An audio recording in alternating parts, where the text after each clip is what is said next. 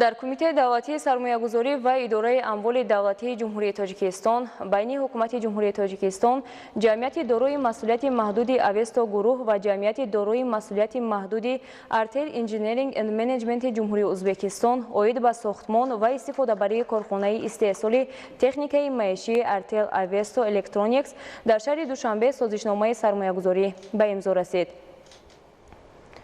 شرکت وطنی авесто گروه ҳамкориро бо ширкати Artel Engineering and Management ҷумҳурии Узбекистон ба роҳ монда соли ҷорӣ корхонаи муштараки Artel avesto Electronicsро дар шакли ҷамъияти дорои масъулияти маҳдуд бо иштироки ҳиссавӣ байни ду ширкат дар ҳаҷми 50 ба 50% ташкил доданд. дар ҳолати татбиқи пурраи лоиҳа барои аҳолии маҳаллӣ 175 ҷойи корӣ ташкил карда мешавад. ҳамчунин имрӯз байни ҳукумати ҷумҳурии Тоҷикистон ва консорсиуми сармоягузорон дар ҳайати ҷамъияти дорои масъулияти маҳдуди авесто гурӯҳ, ҷамъияти саҳомии кушодаи тоҷик гидроэлектромонтаж ва ҷамъияти дорои масъулияти маҳдуди ташкилоти амонатии қарзии хурди Душанбе сити дар бораи амалӣ намудани лоиҳаи ҷорӣ, намудани низоми автоматикунонидашудаи назорат ва ба ҳисобгирии нерӯи барқ дар шаҳри Душанбе созишномаи сармоягузорӣ ба имзо расонида шуд.